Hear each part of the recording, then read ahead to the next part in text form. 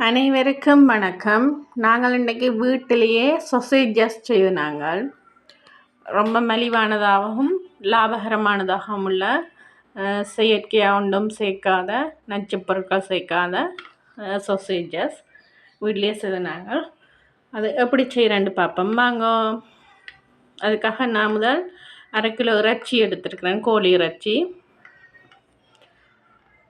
அதை நான் முதல் பேக்கிங் சோடா, அப்பச்சோடான்னு சொல்கிறது, அதில் முதல் இறைச்சியை கழுவ போகிறேன். அதுக்காண்டி நான் ஒரு பாத்திரத்துக்குள்ள ஒரு 2 தேக்கரண்டி அளவு அப்பச்சோடா எடுக்கிறேன். அதுக்குள்ள இறைச்சியை போட்டு இறைச்சியை நன்கு கழுவி எடுப்பேன்.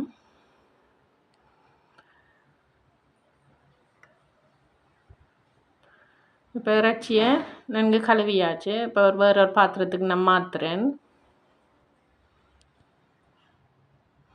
இப்போ இறைச்சி கழுவியாச்சு. இதுக்குள்ள ஒரு முழு பம்பா வெங்காயம் ஒன்று சேர்க்குறேன்.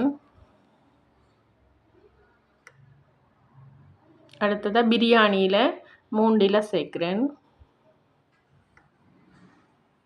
அடுத்ததாக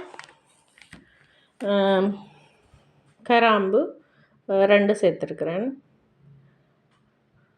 அடுத்தது கட்டி உப்பு சேர்க்குறேன்.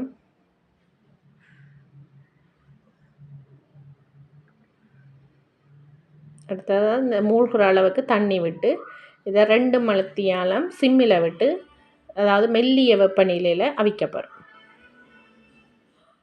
நீங்கள் கேஸ் அடுப்புனா சிம்மில் விட்டு அவிங்க. நான் விறகு அடுப்பில் அவிக்கிறேன். மெல்லிய வெப்பநிலையில் 2 மணித்தியாலம் அவிக்கணும். இதை மூடி அவிப்பேன்.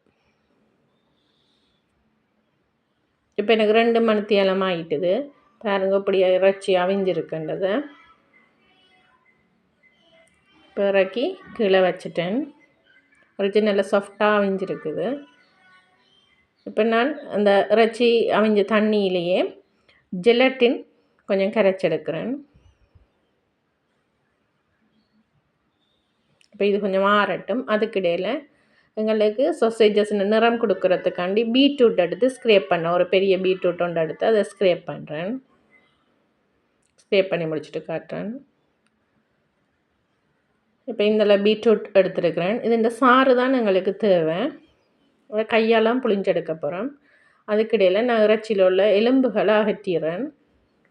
அகற்றி தசைகளை மட்டும் எடுப்பேன். எடுத்து நான் மிக்ஸி ஜாருக்குள்ளே இதை சேர்க்க, முழு தசைகளை மிக்ஸி ஜாருக்குள்ளே சேர்க்குறேன்.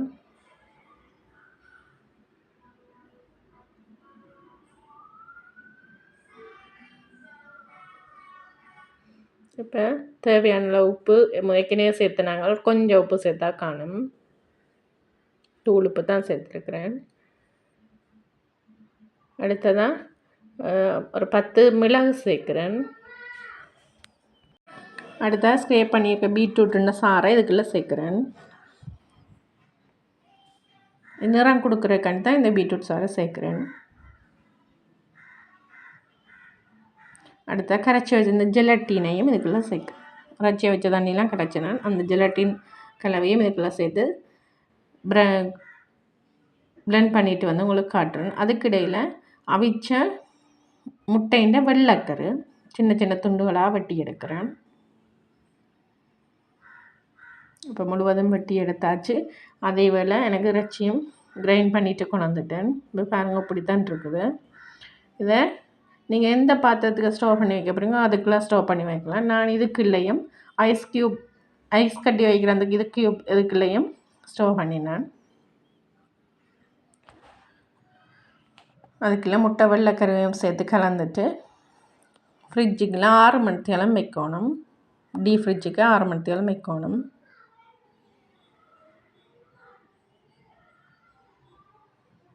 இப்போ இதை இந்த முட்டை வெள்ளைக்கறியை சேர்த்துட்டு இதை மூடி ஃப்ரிட்ஜுக்கு வைப்பேன். அதே போல் ஐஸ் கியூப்புக்குள்ளேயும் வச்சதை அதையும் வைப்பேன். இப்போ நான் 6 மணித்தியாலம் ஆகிட்டுது. பாருங்கள் இப்படி இருக்குன்னு நான் உங்களுக்கு எடுத்து காட்டுறேன். அடுத்து வெட்டியும் காட்டுறேன் உங்களுக்கு. பாருங்கள் நல்லா இறுக்கமாக வந்திருக்குது. இது வீட்டிலே செய்தபடியாக ஒரு நச்சு பதார்த்தமோ சுவையூட்டியோ ஒன்றும் சேர்க்காத ஆரோக்கியமான சொசேஜஸ். நீங்களும் வீட்டில் ட்ரை பண்ணி பாருங்க. ட்ரை பண்ணி பார்த்துட்டு எப்படி வந்தேன்னு கமெண்ட் பண்ணுங்க.